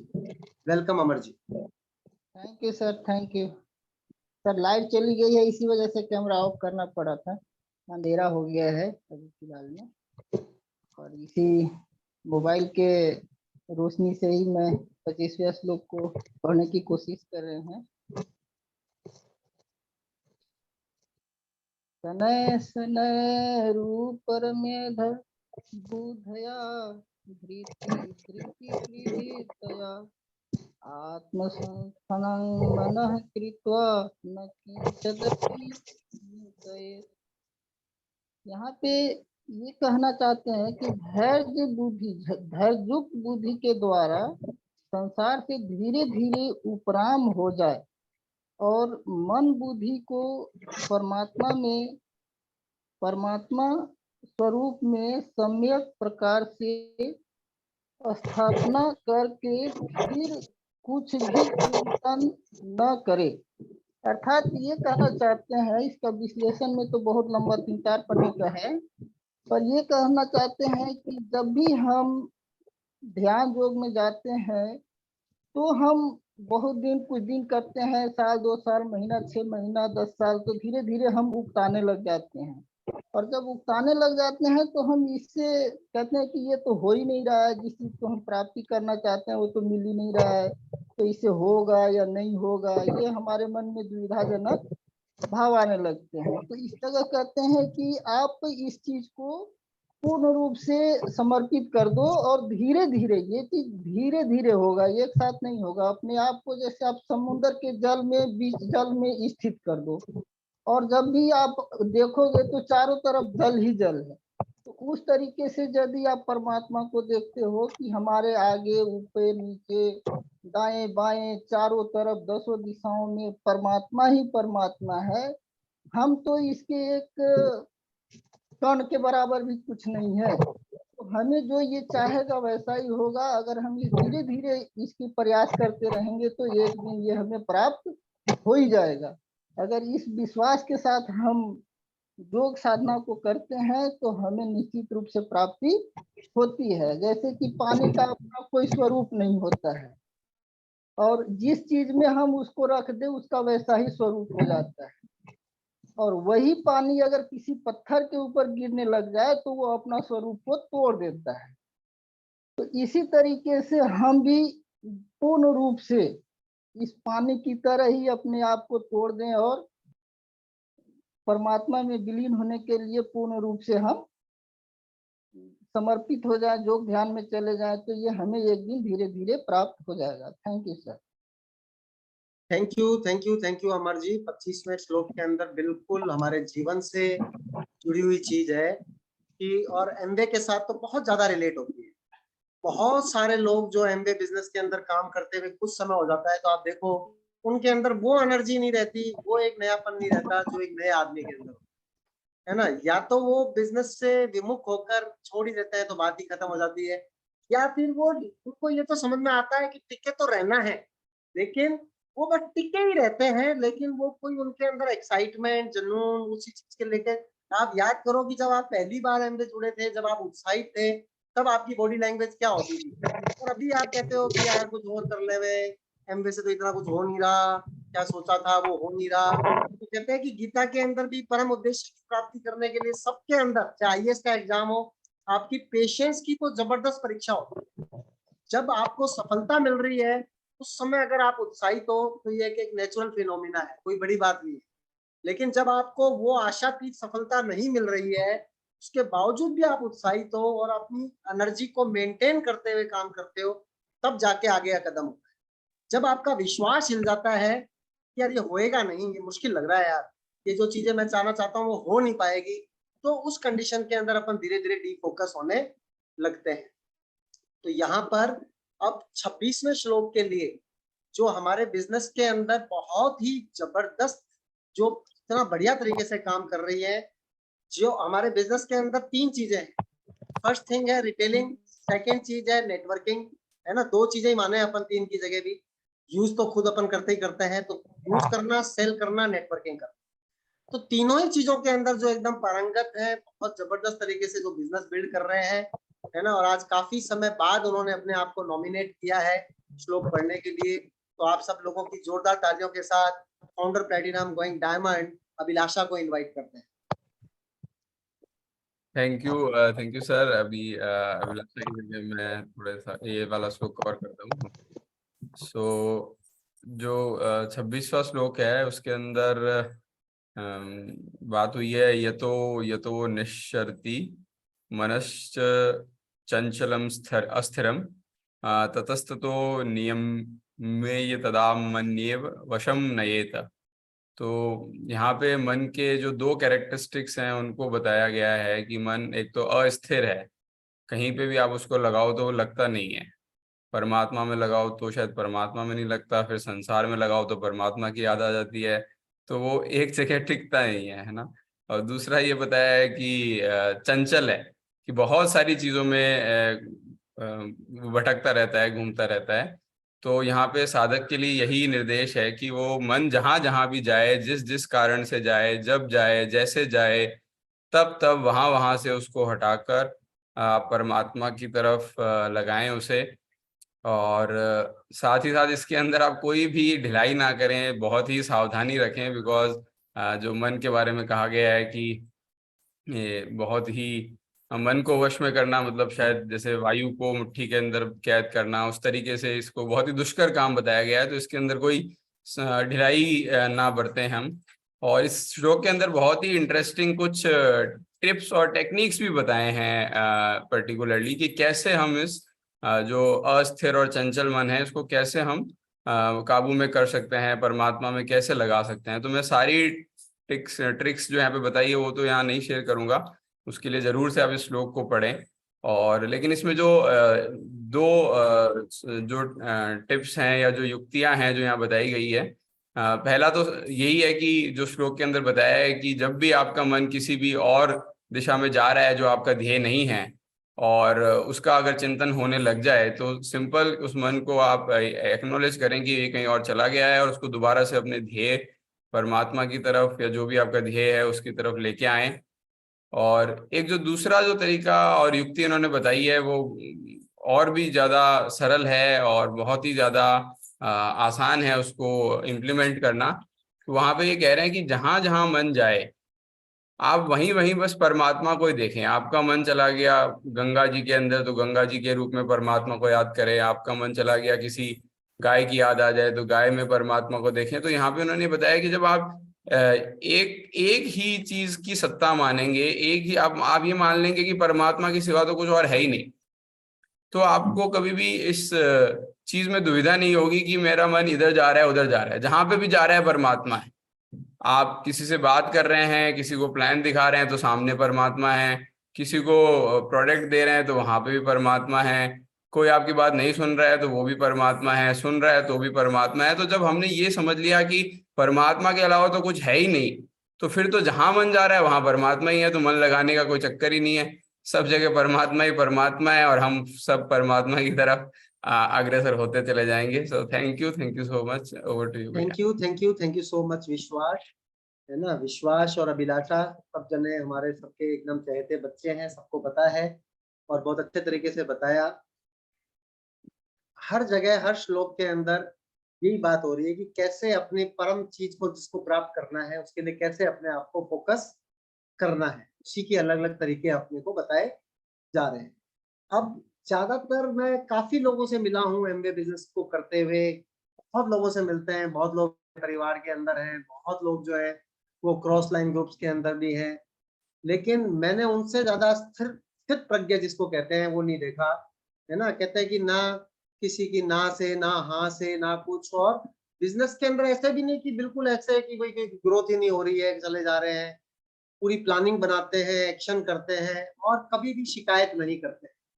No criticise, no complain, no condemn, जो उसको बोलते हैं कि 3 C's कभी नहीं करते हैं। और बहुत ही शानदार चरित्र और बहुत ही शानदार व्यक्तित्व, दोनों साथ साथ, चरित्र भी शानदार, व्यक्तित्व भी शानदार, और उनका जो है वो बिजनेस के अंदर क्राउन एम्बेसडर जाना एकदम तय है। और अब उनको इनवाइट करते हैं हम। गीता पढ़ रहे हैं तो let's invite Nita. Thank you, for Bhaiya. 27th. Good morning, Bhaiya. Good morning, leaders. Thank you for the amazing introduction. तो अब मैं इस पे बात करते हैं हम लोग। अब जिस 27वें श्लोक में भगवान ने जिस बात कर रहे थे उसके साधन का फल बताया है, और इस श्लोक को पढ़ने के बाद में इसके जो 2-3 वर्ड्स हैं उन पे अगर अपन बात करेंगे। प्रशांत मनसम ही एनम योगिनम सुखम उत्तमम उप एति शांत रजसम ब्रह्मभूत अकल्मषम। तो इसमें जो इन्होंने बात की है शांत रजसम की, और इन्होंने बात की है अकल्मषम की। तो हमें पता है इतने टाइम से हम जब गीता पढ़ रहे हैं तो प्रकृति जो है त्रिगुणात्मिका है। सत्व रज और तम जो है 3 जो है गुणों से युक्त है। और अकल्मषम में इन्होंने बताया है कि जिसके सब तमोगुण जो है नष्ट हो गया है। तमोगुण से क्या होता है, हमें आलस आता है, मतलब हम लोग एकदम प्रमाद आता है जिसको बोलते हैं ना, अप्रवृत्ति, और इस तरह की जो चीजें हैं, मोह आता है, वो तमोगुण का जो है बेसिक फीचर है। और अगर हम रजोगुण की बात करें तो लोभ आना हमारे उसमें हम नए नए कर्मों में लगते हैं, हमें जो है इच्छा जागृत होती है, शांति जो मन में होती है वो रजोगुण का प्रभाव होता है। तो ये बता रहे हैं यहाँ पे भगवान की जिनका की तमोगुण भी जो है शांत हो गया है और रजोगुण भी शांत हो गया है। ये जब इनकी जो ये वृत्तियां शांत हो गई है, इन वृत्तियों के शांत होने से जो है मन अपना स्वाभाविक रूप से शांत हो जाता है, और जिस सत्व गुण की हम बात कर रहे हैं उसमें जो है लीन हो जाता है। उसमें उन्होंने बताया कि हमारी यहाँ पे किसी भी संकल्प से और विकल्प से भी जो है उपरति हो जाती है। उपरति का मतलब ये है कि उससे हमारी विमुक्ता हो जाती है। और संकल्प का मतलब उन्होंने बताया कि जो मन में हमारे, जैसे अभी विश्वास ने बताया कि बीच बीच में हमें स्फुरणाएं आती हैं, स्फुरणाएं वर्ड बोला उन्होंने, और मुझे वो विशेषता इसलिए अच्छा लगा क्योंकि हम जब भी ध्यान में बैठते हैं या पूजा में बैठते हैं तो अलग अलग लोगों का ध्यान आता है कि उससे मिलना था, उससे ये करना था। तो यहाँ पे उन्होंने बताया कि प्रशांत मनसम जो बताया है वो ऐसा साधक है जिसका रजोगुण तमोगुण जो है शांत हो गया है और वो सात्विक उसमें जो है आ गया है। और इसके अलावा इन्होंने जो एक चीज और बोली है वो ये है कि जिस ब्रह्म स्वरूप में वो बैठता है वो योगी उसको किसी भी सुख की खोज नहीं करनी पड़ती, किसी भी सुख प्राप्ति के लिए उसको कोई परिश्रम नहीं करना पड़ता, और वो सुख उसको स्वतः स्वाभाविक प्राप्त हो जाता है। जैसे हम बोलते हैं कि परमात्मा प्राप्ति की जरूरत नहीं है, उससे सिर्फ हमें अपने अंदर ही जो है पहचानना है क्या ही प्राप्त है, आनंद है, और हमें सिर्फ उसको जो पहचानने का तरीका क्या है कि हम इन तीनों गुणों से जब जो है उपराम हो जाए या उससे जो है अपने आप को अलग महसूस करें, प्रकृति से अलग महसूस करें। Thank you so much. Thank you so much Nita, बहुत अच्छे तरीके से आपने बताया। और अब 28, 29, 30 श्लोक जो है वो छोटे छोटे ही है, बहुत देर में नहीं लगेगी, 8-20 वो चले हैं। संडे है तो थोड़ी सी हमारे पास में लिबर्टी है कि 28, 29, 30 हम अभी करेंगे। लेकिन उसके पहले जैसे मैंने कैमरे की बात की थी तो तुलसी ने बताया कि इसमें नए कैमराज और ऑन हो गए। हालांकि जो उन्होंने संख्या बोली वो उससे मैं थोड़ा सा कन्विंस नहीं हूँ कि उतने कैमराज और ऑन हुए थे। मैंने देखा था कि 3-4 कैमराज जो है वो और ऑन हुए थे, तो बाकी सारे और क्यों नहीं हो पाए थे? क्योंकि उनका फोकस ही नहीं था कि मैं क्या बोल रहा हूँ। अगर उन्होंने सुना होता कि कैमरा ऑन करने के कोई इंपॉर्टेंस की बात हो रही है तभी तो वो ऑन करते, क्योंकि वो सुन नहीं पा रहे होते ना, क्योंकि उनका फोकस इधर उधर हो रहा होता है। जैसे अभी भी मैं बोल रहा हूँ तो सारे जन थोड़ी सुन पा रहे हैं, तो ठीक है उन्होंने खोल के रखा हुआ है, एक चीज है, ठीक है, क्योंकि ये भी हम लोगों को सिखाया है कि something is better than nothing. तो why something when everything is being offered, so why not everything, why not, है ना, व्हाई समथिंग। जीवन तो एक बार मिला है तो परमात्मा की भी प्राप्ति करनी है। यहाँ पर जीवन के अंदर भी भगवान खुद ही कह रहे हैं कि सबके लिए, सब पूरे संसार के लिए आपके अपने शरीर को जो है वो आपको करना है काम, आपके मन को, आपके दिमाग को भी आपको लोगों की भलाई के लिए लगाना है। तो लोगों की भलाई किस चीज से होती है? आप कोई टेक्नोलॉजी डेवलप करें, आप कुछ चीज करें, है ना। तो अभी वो कह रहे हैं कि 48 कैमराज ओपन है, तो बहुत अच्छी बात है। की बात तो इसका मतलब काफी सारे बढ़ गए, अभी 27-28 ही थे तो 20 जने और फोकस थे, तो बहुत ज्यादा अच्छी बात है। आगे की बात थोड़ा सा आगे बढ़ाएंगे, लेकिन अभी जिनको मैं इनवाइट करने जा रहा हूँ वो भी बिजनेस के अंदर बहुत ज्यादा नए ही हैं, पुराने तो बिल्कुल भी नहीं है, लेकिन बहुत ही एक्टिवली पार्टिसिपेट कर रहे हैं। उन्होंने जो है एक दिन होस्टिंग भी की थी, श्लोक के अंदर भी हमेशा आते हैं। वो किन की टीम में है मुझे इतना आइडिया नहीं है, तो please help me welcome Preeti Agarwal. Thank you sir. मैं 28वां श्लोक पढ़ूंगी और मैं आपको बस ये बता देती हूँ मैं किसकी टीम में हूँ। मैं आपके फेवरेट कान्हा की टीम में हूँ और उसकी बुआ हूँ। किनकी टीम में आवाज नहीं आई? मृदुल मृदुल अच्छा की अच्छा, टीम में। मृदुल, वेरी बहुत बढ़िया। हाँ, मृदुल की बुआ हूँ सर मैं। बहुत पूरा फैमिली बिजनेस है, देखो सब जने, सब कोई उधर बहन साला, हम कहते हैं ना लिस्ट बनाओ, brother in law, brother in law के brother in law, brother in law के ब्रदर इन लॉ, जीजा जी के जिया जी के जिया जी। ऐसे बिल्कुल सीमा की टीम में ऐसा ही है। सीमा बिल्कुल पीयूष की देवरानी, फिर उनकी जो ननंद है शारदा दीदी, फिर शारदा दीदी के इधर आगे इधर प्रीति अग्रवाल जी, सारे ही पूरा सिस्टम जो है ना उधर चेन्नई के अंदर सब जगह। तो वेलकम प्रीति दीदी। Thank you sir. मैं ये श्लोक पढ़ती हूँ। युजन ने सदात्मान योगी विगत कल्षम सुखेन ब्रह्म स्पर्शे अत्यंत सुख मश्यन्तु। यहाँ पे भगवान यह कह रहे हैं कि जब हम मन को बार बार लगाने का, भगवान की भक्ति में लगाने का अभ्यास करते हैं तो वो बार बार भटकता है। तो हमें यह अभ्यास नहीं करना है, बल्कि हमें अपने स्वरूप को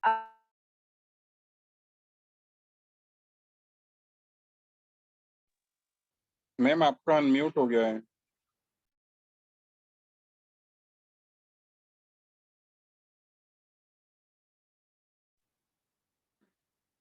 अपने स्वरूप को, अपने आप को दृढ़ रखना, यही अभ्यास बताया है इसमें। अपने मन को बार बार जब हम लगाने की कोशिश करते हैं तो वह अभ्यास से हमें भटकाता है, क्योंकि हमारा मन चंचल है, बार बार इधर उधर जाता है। तो यहाँ यह कहते हैं कि आप बार बार अपने मन को ना लगाकर अपने स्वरूप को, अपने आप को दृढ़ रखना, यही अभ्यास है। योगी इससे ममता और अहंता रहित हो जाता है, अर्थात वह सर्वथा संसार से संबंध विच्छेद कर ध्यान परमात्मा को स्थित कर लेता है।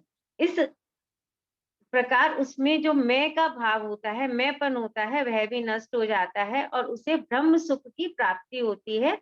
सुख पूर्वक ब्रह्मा का स्पर्श करना ही इस श्लोक में ये बताया कि जो सुख है वह क्या है, कि ब्रह्मा के स्पर्श को ही सुख बताया हुआ है।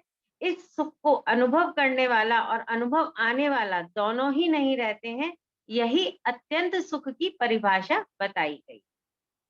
Thank you.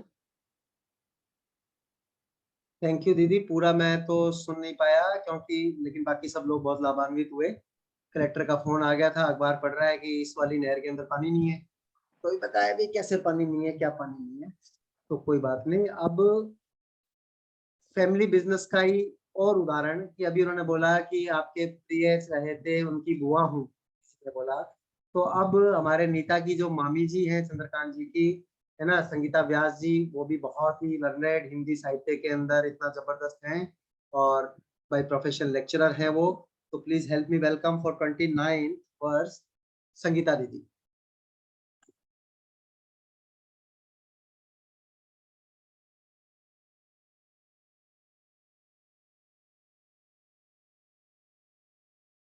संगीता दीदी नहीं है?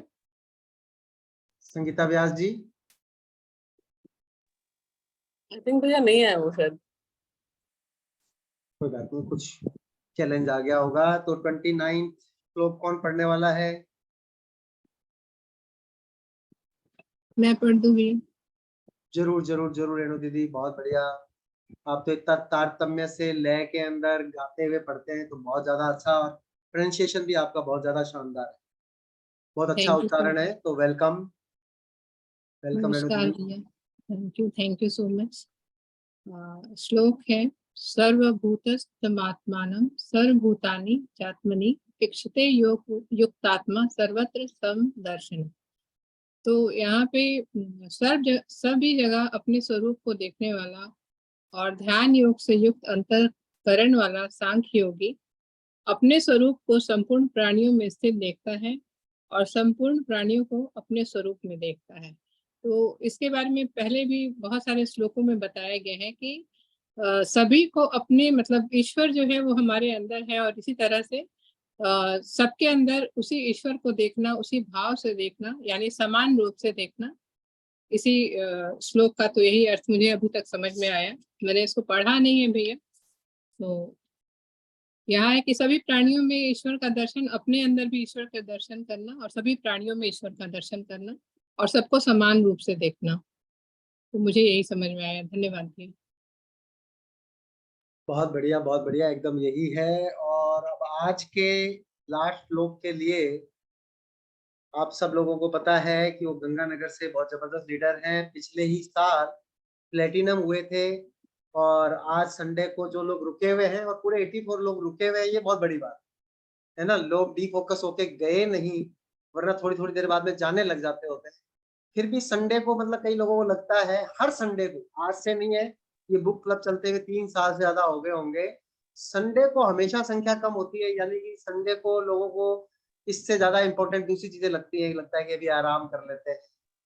बहुत सारे लोग हैं, आइडेंटिफाई भी बहुत इजीली हो जाते हैं आजकल। तो वो बोला ना, एआई की भी जरूरत नहीं है इसके अंदर, तो कि मंडे टू फ्राइडे सैटरडे दिखाई दे रहे होते हैं, संडे को दिखते नहीं होते हैं। तो संडे को ऐसा कोई उनको इम्पोर्टेंट काम लगता है, उनको लगता है कि संडे के सेशन को नहीं करना है ना। तो वो चलो, सबकी अपनी इंडिपेंडेंस है, यही तो हमारे बिजनेस की इतनी जबरदस्त ब्यूटी है। लेकिन जिनको मैं अभी इनवाइट करने जा रहा हूँ, तो आप लोगों के लिए बहुत जबरदस्त खबर ये है, पिछले साल ही वो प्लेटिनम हुए थे और लगातार सिस्टम के अंदर हैं। एक भी दिन ऐसा नहीं होता जब वो कभी किसी मीटिंग को मिस करते हुए, कभी किसी चीज को मिस करते हुए। और इस साल के अंदर अभी 10 महीने भी पूरे हुए नहीं है। जो भी बिजनेस के ज्ञानी लोग हैं उनको मालूम है कि 10 महीने की क्वालिफिकेशन में अगर 1,44,000 पीवी हो तो फाउंडर प्लेटिनम हो जाते होते हैं। तो अभी 10वां महीना हुआ है, उनके 1,44,000 पीवी हो चुके हैं, तो फाउंडर प्लेटिनम बन चुके हैं, है ना। लेकिन उनको फॉर्मली जब एमवे है वो अनाउंस करेगी, तो अपन उनका बहुत जबरदस्त सेलिब्रेशन फिजिकल भी और यहाँ पे जूम के ऊपर भी सब तरीके से करेंगे। अभी इतना अच्छा समय आ गया है एमवे बिजनेस के अंदर, तो लोगों की मेमोरी तो बहुत शॉर्ट मेमोरी होती है ना। अब तो भूल गए लोग एकदम, कोरोना वरोना क्या चीज हुआ, कितना खतरनाक, कितनी भी खतरनाक से खतरनाक प्रलय आ जावे ना, उसको भी लोग बाद में ना भूल जाते होते हैं, है ना। अपने को लगता है कि यार बिजनेस तो अब याद ही रहेगा, कुछ याद नहीं रहता। आप है ना थोड़े दिन से अलग हो जाओ अपने आप को, तो आप भूल जाओगे।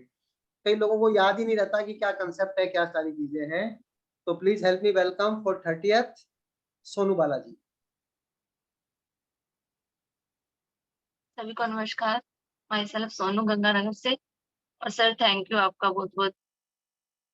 अध्याय 6 श्लोक 30 जो मैं व्याख्यान करने की कोशिश कर रही हूँ। यो मम पश्यति सर्वत्र सर्वं च मयि पश्यति तस्याहं न प्रणश्यामि सच में न प्रणश्यति। इसमें कृष्ण भगवान बताते हैं कि जो मुझे सर्वत्र देखता है, सब कुछ मुझ में देखता है, उसके लिए न तो मैं कभी अदृश्य होता हूँ और न वह मेरे लिए अदृश्य होता है। पिछले श्लोक में ये बताया गया है कि जो संसार को कृष्ण में देखता है वो ऑलमोस्ट शुद्ध हो गया है। और इस श्लोक में भगवान बताते हैं कि प्रेम भक्ति के मार्ग में बता रहे हैं कि भक्ति योग जो है वो प्रेम के स्तर पर पहुंच गया है। और कृष्ण जी कहते हैं कि जो प्रेम के स्तर में पहुंच गया है वो कभी भी प्रेम के स्तर में पहुंच गया है, वो उसने कृष्ण भगवान को पा लिया है और वो कभी भी संसार में फंसेगा नहीं। कृष्ण जी कहते हैं कि वो मेरे लिए अदृश्य नहीं है और मैं उसके लिए कभी अदृश्य नहीं होऊंगा।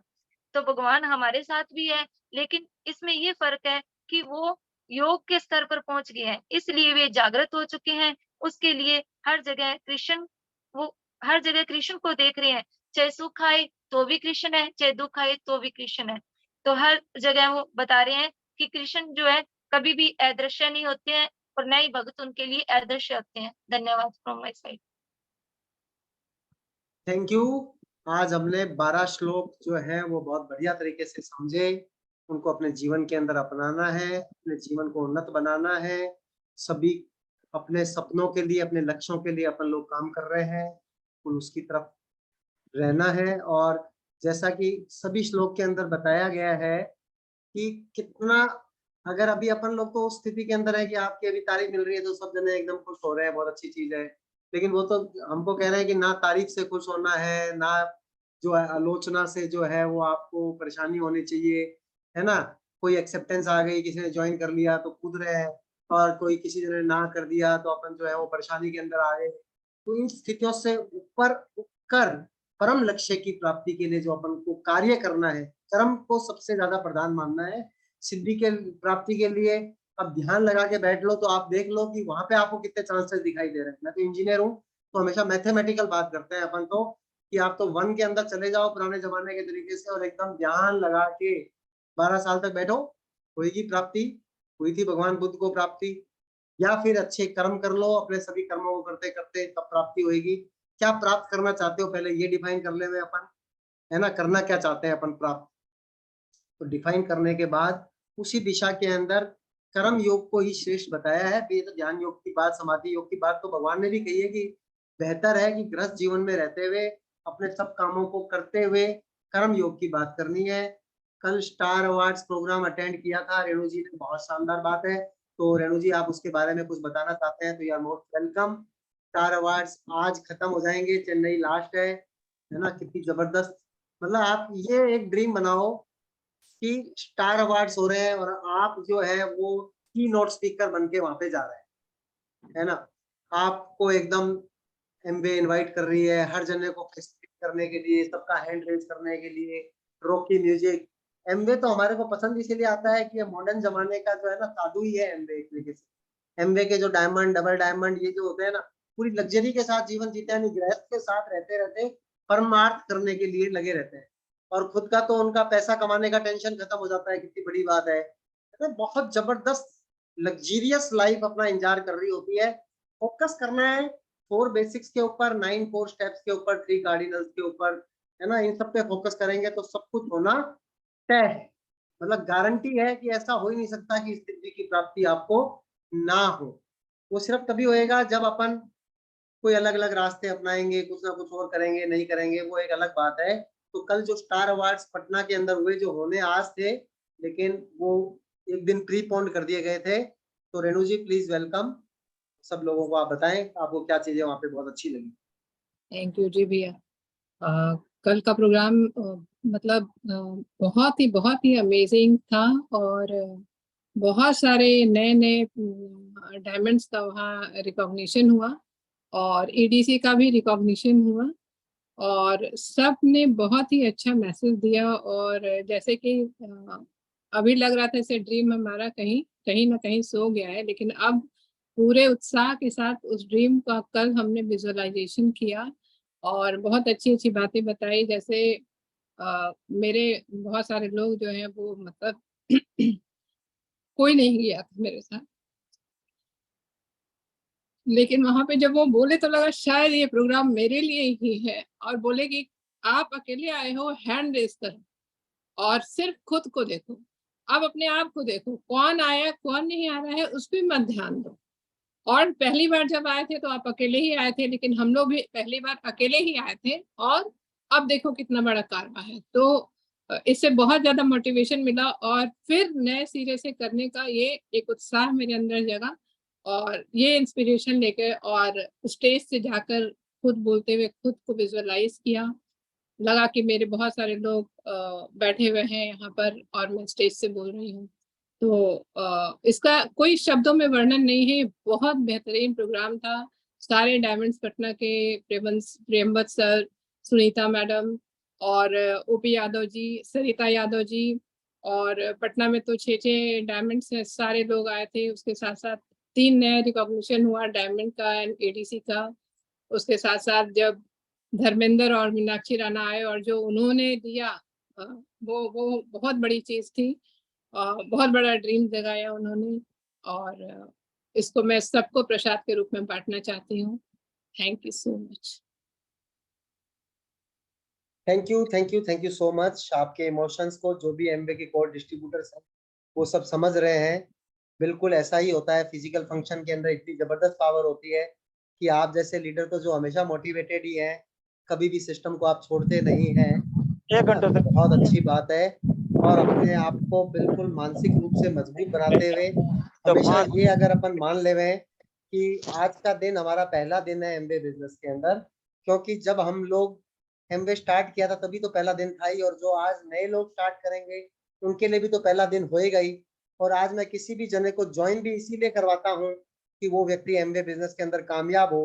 तो मुझसे इतने समय बाद में आकर वो व्यक्ति की मैं कामयाबी की आशा करता हूँ, उसके लिए काम करता हूँ, तो ऐसा तो कोई भी कारण लॉजिकल नहीं है। जैसे गीता भी बताती है ना, हर चीज को लॉजिक से बताने की, जो दिमाग के अंदर जाए उसकी बात करते हैं। तो एकदम स्पष्ट लॉजिक है कि जब नया व्यक्ति आज आकर एमवे बिजनेस के अंदर कामयाब होएगा, एमराल्ड डायमंड बनेगा, तो ऐसा क्या कारण है कि अपन लोग प्लेटिनम, एमराल्ड डायमंड नहीं बनेंगे? सबका बनना तय है। पास्ट की चिंता नहीं करनी है, कितना समय बीत गया, पास्ट की गठरी क्यों ढोए, ऐसा एक गाना है ना। तो अब पास्ट की जगह उसमें पाप है, पाप की गठरी क्यों ढोए। लेकिन पाप और पास्ट इसकी कोई बात नहीं, हमारे को समझना ये नहीं है। कई बार हमारे को बहुत ज्यादा ये हो जाता है कि हम बहुत मेहनत कर रहे हैं, हमारे पास में वो रिजल्ट नहीं आ रहे, बहुत मेहनत कर रहे हैं, लेकिन हम देख नहीं पा रहे होते कि बहुत मेहनत क्या कर रहे हैं। अब ये मॉर्निंग बुक क्लब अटेंड कर लिया, बहुत मेहनत होगी ना। कितने प्लान दिखाए, कितनी पीवी किए, पी रिफ्लेक्ट, कितने लोगों को क्वालिफाई कराया, क्या चीजें करी, वो तो देखना चाहिए था ना अपने को। लेकिन अपन कह रहे हैं बहुत मेहनत कर रहे हैं। जैसे कल भी एक एग्जांपल दिया था अमृता मैम ने, बहुत अच्छा लगा मुझे, कि बात चल रही थी कि उनको लग रहा है कि वो बहुत ज्यादा मेहनत कर रहे हैं। तो अमृता ने बोला कि मेहनत तो कर रहे हैं बहुत ज्यादा, लेकिन वो दिमाग के अंदर ज्यादा मेहनत कर रहे हैं। जैसे कि सामने के अंदर गिलास रखा हुआ है, मेरा एक बोतल रखी हुई है, मुझे अच्छा नहीं लग रहा कि यार ड्राइंग रूम के अंदर ये फालतू झूठा गिलास क्यों रखा हुआ है। खुद ही उठ के उसको चुपचाप जाके रख दूं रसोई के अंदर, सिंक के अंदर, तो खत्म हो जाएगी ये समस्या।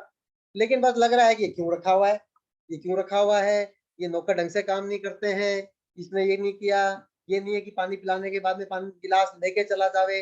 तो दिमाग के अंदर ही काम हो रहा है, कभी ऊपर से गड़बड़ हो रही है, कभी दिमाग में गड़बड़ चल रही है ना। लेकिन गिलास को उठा के रख नहीं रहे, तो काम तो कर नहीं रहे, लेकिन काम का जिक्र कर रहे हैं। हमारे को शुरू के अंदर बोलते थे हमारे एक सीनियर कि काम का जिक्र कर, सर्विस के अंदर बोलते थे कि काम का जिक्र कर, काम की फिक्र कर, पर काम मत कर, है ना। कि बहुत ज्यादा काम है, उसका जिक्र भी कर रहे हैं, उसकी फिक्र भी बहुत लगी हुई है, मुझे पढ़ाई करनी है, लेकिन पढ़ाई कर नहीं रहा हूँ, तो दिमाग तो थकेगा ही, है ना। अभी चलो थोड़ा घूम के आता हूँ, थोड़ा बाजार जाके आता हूँ, थोड़ा अभी एक बार ये 2 ओवर मैच और देख लूँ, थोड़ा सा अभी ये वाला काम कर लेता हूँ, फिर ये कर लूंगा।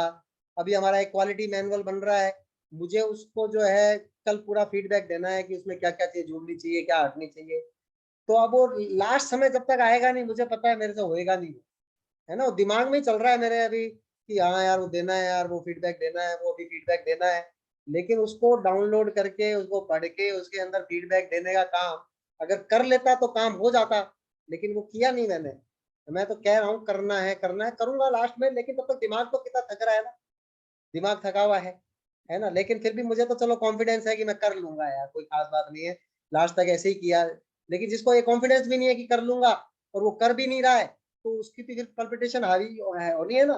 एग्जाम से पहले तैयारी कर रहे हैं, फिर हो नहीं रही है, फिर जाके हाथ पांव फूल रहे हैं, फिर रिजल्ट नहीं आ रहा कि यार तैयारी तो बहुत अच्छी की थी, रिजल्ट नहीं आया। तो अपना एमवे बिजनेस एक सिद्धि है, इसको अपन ऐसे थोड़ी मान लेंगे कि ये कोई पीस ऑफ केक है, ये ऐसे ही हो जाने वाली चीज है। कि आप सोच के देखो यार, लोग कितना काम करते हैं। मैं तो कभी बैंक जाता हूँ, हैरान हो जाता हूँ यार, ये सुबह से लेकर रात तक बैठा हुआ है, कल भी बैठेगा, जिंदगी भर बैठेगा, फिर भी ये नहीं सोचेगा कि इसको रॉयल्टी इनकम आनी है, फिर भी ये नहीं सोचेगा कि इसको जो है वो इसकी हेल्थ बहुत अच्छी रहनी है, इसका सीट के ऊपर बैठे बैठे पेट फूल गया है, इसका दिमाग तो खराब रहता ही रहता है ना। इतने अलग अलग तरीके के लोग आते हैं, लेकिन ये लगा हुआ है, कभी फ्रस्ट्रेटेड नहीं होता भी है तो भी कभी बैंक छोड़ने की नहीं सोचता। एमवे के अंदर जरा सा साला 2 जनों को प्लान दिखाया नहीं, दिमाग में दिखाया और खटा के एमवे छोड़ने की सोचता है ना। वहां क्लर्क को देखो जाके कितना काम कर रहा होता है, ऑफिसर को देखो कितना काम कर रहे होते हैं, सॉफ्टवेयर इंजीनियर को देखो कितना काम कर रहा होता है, हमारे सिविल इंजीनियर्स को देखो कितना काम कर रहे होते हैं, दिन रात साइट पे जा रहे होते हैं, कभी ये रिपोर्ट देनी है, कभी वो रिपोर्ट देनी है, कभी ये करना है, कभी वो करना है, सब कुछ कर रहे होते हैं, है ना। फ्रस्ट्रेटेड भी कभी कभी लोग हो रहे होते हैं, लेकिन फिर भी कभी ऐसा नहीं सोचते कि हमारे को छोड़ना है ना। एमवे बिजनेस के अंदर बहुत काम कर लिया, है ना, पता नहीं फिर ये तो छोड़ दिया, ये हो नहीं रहा, ऐसा क्यों सोचते हैं अपन। माइंडसेट को ऐसा बनाना है कि Amway is another challenging option, another challenging career. जो चीज अपन लेना चाह रहे हैं, जो चीज अपन पाना चाह रहे हैं, एक परमात्मा की प्राप्ति करना चाह रहे हैं, वो सब कुछ एमवे के थ्रू संभव है। तो यार कार्य तो करना ही पड़ेगा ना, है ना। उद्यमेन ही कार्याणि सिद्धंति न ही मनोरथे, न ही सुप्तस्य सिंहेन मुखे प्रविशन्ति मृगा। कार्य करने से कार्य होते हैं, ना कि सोच लेने मात्र से, है ना। जैसे सोता हुआ शेर सोच ले कि उसके मुख में हिरण का शिकार आ रहा है, तो वो आता नहीं है। तो अब हम लोग कहते हैं मोटिवेट होते हैं, डीमोटिवेट होते हैं। ऐसा क्यों होता है? क्यों अपन फंक्शन में जाके मोटिवेट हुए? क्यों नहीं अभी तक अपन मोटिवेटेड थे? ऐसा क्या कारण हो गया था कि अभी अपन मोटिवेटेड नहीं थे? फंक्शन में जाके अपने मोटिवेट हुए। गीता तो अपने को यही बता रही है ना कि आपको एकदम फोकस रखना है ना। फंक्शन जो है वो और लोगों के लिए है। मुझे तो लगता है कि जैसे मीटिंग शुरू के लिए मेरे लिए थी, उसके बाद मीटिंग औरों के लिए थी, अब मीटिंग मेरे को उसको मीटिंग को लेने जाने के लिए होती है। 3 प्रोसेस के अंदर शामिल करना है अपना। मुझे नहीं लगता कि मैं फंक्शन में जाके मुझे मोटिवेशन की मतलब कोई बहुत ज्यादा मैं तो मुझे लगता है कि इंटरनली मोटिवेशन इतना ज्यादा है कि मुझे तो लगता ही नहीं है कि यार मैं इतना बुद्धू आदमी हूँ क्या कि मुझे क्या बार बार मोटिवेशन की जरूरत पड़ेगी, है ना। लेकिन आम आदमी को पड़ती है। अपने को आम आदमी नहीं होना है, अपन को खास बनना है। अपन खास है इसीलिए अपन एमबीए बिल्ड कर रहे हैं। और एमबीए के अंदर अचीवमेंट आप ले रहे हो तो छोटी बात नहीं है। आप अपने आप की बहुत तारीफ कर सकते हो कि आप एमबीए के अंदर अचीवमेंट ले रहे हो। You are doing a challenging work, though it is a very simple work, yet it is a challenging work. जिसको आप कर रहे हो तो आप अपनी पीठ थपथपा सकते हो। आप जो हो उसके अंदर आनंद की प्राप्ति करें और जो आने में मिलने वाला है उसके लिए भी प्रयासरत रहे। मैं लास्ट की बात यही बोलना चाह रहा हूं कि जब आप को भगवान ने 2 हाथ दिए हैं तो भगवान का शुक्रिया करने के लिए बहुत बड़ी बात है, क्योंकि दुनिया में ऐसे भी अनेकों लोग हैं जिन्होंने भगवान ने एक ही हाथ दिया है, कईयों को एक हाथ भी नहीं दिया, कईयों को दोनों हाथ दोनों पांव ही नहीं दिए, कईयों को बुद्धि ही नहीं दी सोचने के लिए, कईयों को ज्ञान ही नहीं प्राप्त करने के लिए मौका ही नहीं दिया। बेचारे ज्ञान प्राप्त करें कैसे? उनके माँ बाप ने उनको स्कूल के अंदर ही नहीं डाला। किसी को शुद्ध हवा ही नहीं मिली, किसी को शुद्ध पानी ही नहीं मिला, किसी को कुछ नहीं मिला, किसी को माँ बाप नहीं मिले, मिलने के बाद में तुरंत ही चले गए, पैदा होने के बाद ही चले गए। तो आज पल पल का ध्यान, पल पल का शुक्रिया अदा करने के लिए हमारे पास में अनेकों चीजें हैं।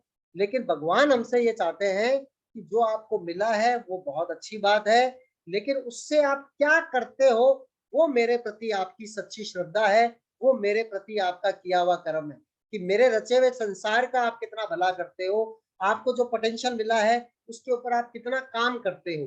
आपको जो शरीर मिला है, गीता भी यही बता रही है, उसको आप कितना इस्तेमाल करते हो, कितना आराम करते हो, है ना। दिन भर सोते रहते हो, आलस्य फैलाते हो, निंदा करते हो, गलत काम करते हो, उसी के अंदर लगे हुए हो, तो ये जन्म तो बेकार हो ही गया आपका। क्या प्रारब्ध होने वाला है? ये मानव जन्म मिला है तो यहाँ पर यहीं पर स्वर्ग है, यहीं पर नरक है, यहीं पर अपन जितना बढ़िया कर पाएंगे। और हम कितने ज्यादा लकी हैं कि हमें ये ज्ञान प्राप्ति होगी है ज्ञान योग से कि एमवे बिजनेस जो हमें मिला है उसके अंदर वो पोटेंशियल है कि वो आपकी सारी की सारे मनोरथ, मनोकामनाएं, सारे सपने पूर्ण कर सकता है।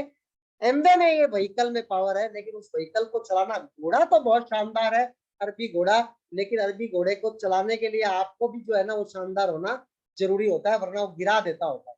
कितने सारे लोगों को लात मार देता है, कितने सारे लोग उसके ऊपर बैठने की कोशिश करते हैं तो हिला के गिरा देता है।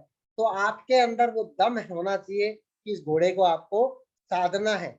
एमवे जो है एक साधना है, एक पूजा है और बिल्कुल जो है गीता के समीप है।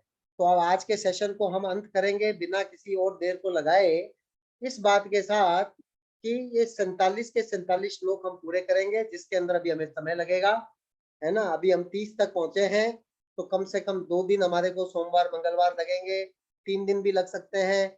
उसके बाद में हम अरोड़ा सर को बुलाएंगे, 1-2 दिन उनके लेंगे और हम अगले सोमवार को, कल सोमवार है, उसके अगले सोमवार को हम जो हमारी नई पुस्तक है वो प्रारंभ करेंगे। तब तक आप सब लोग उस पुस्तक को मंगा लीजिए, ग्रुप के अंदर डाल दी गई है, वापस से डाल दी जाएगी। और हम लोग गीता का अध्ययन को बिल्कुल भी रोकेंगे नहीं। 7वें अध्याय से मैं तो अपने आप को संकल्प ले रहा हूँ, है ना, कि हमें अपने को जो है वो गीता के अध्ययन को करना है, क्योंकि करेंगे तो वो चैप्टर पूरा होने के लिए 1 सप्ताह है, चाहे चैप्टर बड़ा है चाहे चैप्टर छोटा है। 6 दिन आपको अपने उस चैप्टर को पढ़ने के लिए है और 7वें दिन अरोड़ा सर से हम उस चैप्टर को पूरा समझेंगे और उनसे फिर जो भी क्वेश्चन पूछने होंगे, और वो संडे का दिन ही रखेंगे क्योंकि उसमें फिर टाइम की लिमिट नहीं रहती है। क्योंकि अरोड़ा सर से जब अपन बात करते हैं तो मतलब कई लोगों का सजेशन आया था कि 2 दिन रख ले में सेशन, तो 2 दिन के अंदर वो बात बनती नहीं है जो 1 ही दिन के अंदर बात बनती है, चाहे वो एक दिन लंबा हो जाए, है ना। तो संडे को हमारे पास में टाइम होता है, जैसे आज हमारे पास में 8:45 बज गए, 1.25 घंटे का सेशन हो चला है। तो और ज्यादा देर ना लगाते हुए आप सबका आज का दिन बहुत ज्यादा शुभ हो, यही मंगल कामना करते हुए हमारे योगेश कुमार सेन जी, जो कि संकल्प कराने में अफर्मेशन के अंदर चैंपियन हो गए हैं, है ना। और वो हमेशा संकल्प कराते हैं, तो संकल्प खुद भी करते रहते हैं। बहुत बढ़िया लीडर है, हमारे ब्रॉन्ज लीडर है, ब्रॉन्ज मेंटेन कर रहे हैं, है ना। बहुत बढ़िया बात है, अगले साल प्लेटिनम जाना है तय है ना। तो बहुत बढ़िया तरीके से वो हमारे को अफर्मेशन कराएंगे और उसके बाद हम मीटिंग को एंड करेंगे। तो please help me welcome right from Sirohi Yogesh Kumar ji से। Thank you sir. आवाज आ रही है सर? Thank you. बिल्कुल आवाज आ रही है, नहीं आ रही होगी तो लोग कह देंगे। Thank you sir. आपने बहुत सारगर्भित और इशारों में सबको मोटिवेशन किया, जो इसके लिए आपको बहुत बहुत धन्यवाद। और अब मैं अफर्मेशन के लिए सभी अपने हाथ जोड़िए और एक लंबी सांस लेके फिर अपनी मैं जीतता हूँ क्योंकि मैं जीतने के लिए पैदा हुआ हूँ। Thank you God. मेरी टीम बहुत ही एक्साइटेड, यूनाइटेड एमवे का इतिहास रचने वाली टीम है। मैं और मेरी टीम रोज डीटीएम करते हैं, प्लान दिखाते हैं और इस तरह से अपने नेटवर्क को तेजी से आगे बढ़ रहे हैं। मैं और मेरी टीम 100% प्रोडक्ट यूज करते हैं और बहुत आसान से हर महीने 600 प्लस पीवी का पर्सनल रिटेल करते हैं। हमारे मेंटर्स बहुत अच्छे हैं और हम सब मेंटर्स से मार्गदर्शन लेकर आगे बढ़ रहे हैं। Thank you God. मैं और मेरी टीम रोज सक्सेस टॉक सुनते हैं और रोज किताबें पढ़ते हैं। मैं और मेरी टीम सभी जरूरी मीटिंग्स में बढ़ चढ़कर भाग लेते हैं और इस तरह से हम प्रभावशाली लीडर बन रहे हैं। एमवे बिजनेस बहुत ही सरल है और डायमंड एंड बियॉन्ड जाना मेरे लिए बहुत ही आसान है। मैं और मेरी टीम ढेर सारा पैसा कमा पा रहे हैं और पैसा मेरी तरफ खींचा चला आ रहा है। मेरे और मेरी टीम में सभी के सपने पूरे हो रहे हैं।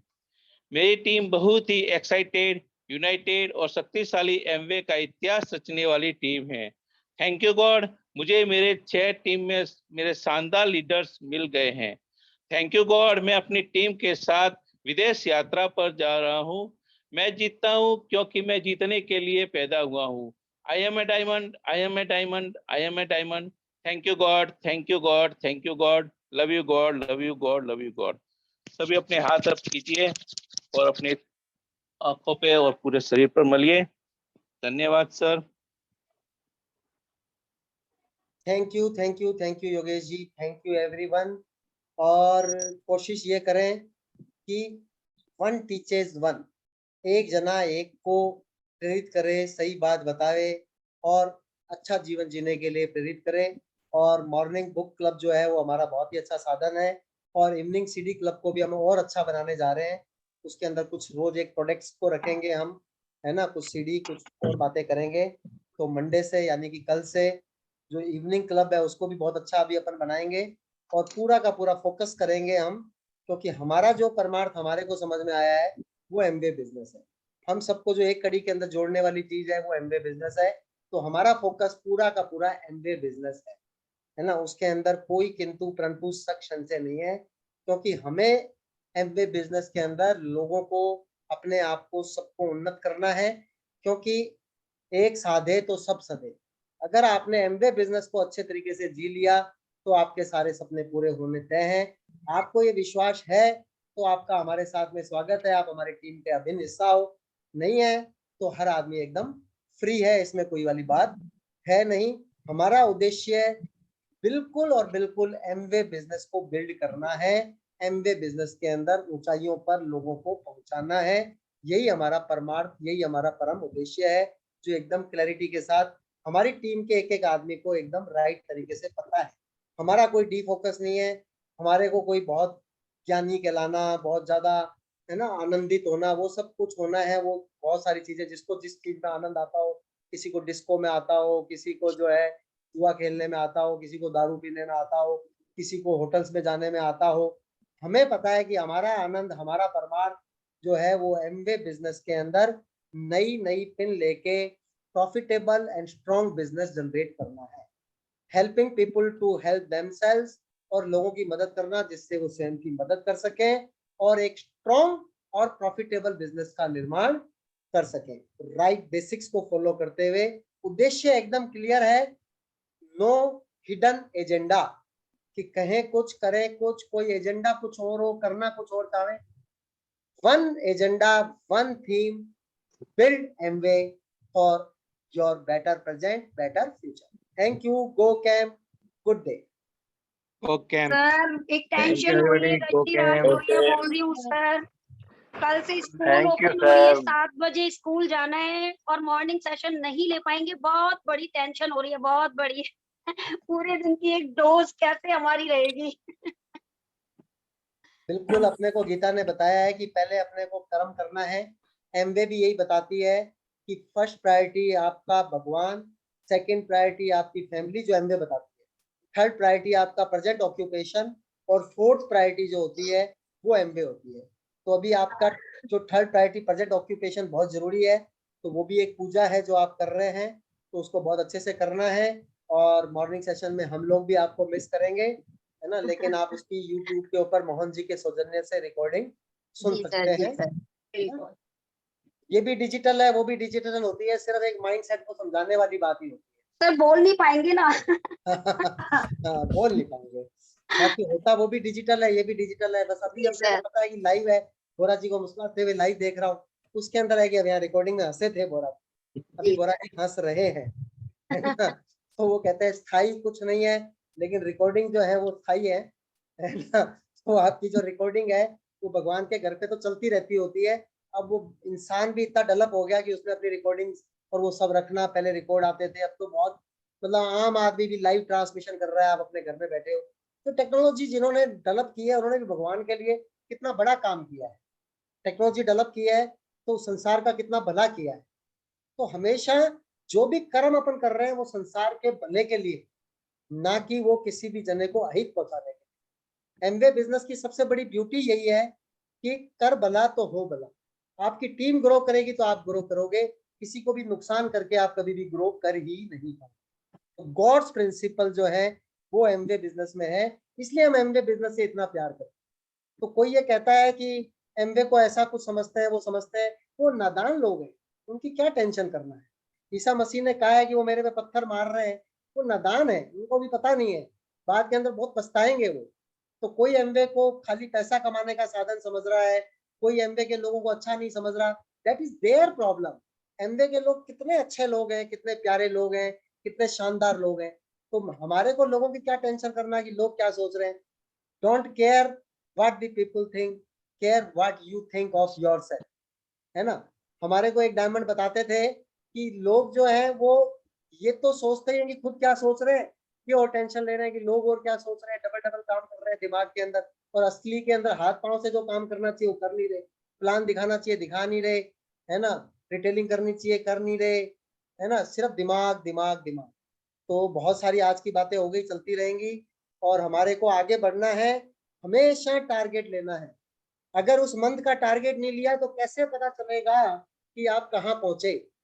टारगेट ऑफ एक्टिविटीज कि इतने प्लान दिखाने हैं, टारगेट एक्टिविटीज का होएगा तो लेवल का टारगेट अपने आप उसके साथ जुड़ा होगा। 3% लेना है, 6% लेना है, 9% BFI लेना है, लीजिए टारगेट। टारगेट लेंगे आगे बढ़ेंगे, फ्रस्ट्रेशन आएगा ही नहीं, नहीं आगे बढ़ेंगे तो फ्रस्ट्रेशन आएगा। Expectations minus result is equal to frustration, है ना। एक्सपेक्टेशन तो बहुत ज्यादा, रिजल्ट कम, फ्रस्ट्रेशन उतनी ज्यादा, है ना। तो रिजल्ट ज्यादा आएंगे तो फ्रस्ट्रेशन आएगी नहीं, तो है ना, रिजल्ट ज्यादा लाना है। रिजल्ट ज्यादा कब आएगा, जब ज्यादा काम करेंगे। तो thank you, good day, go camp. Thank you go sir. Camp.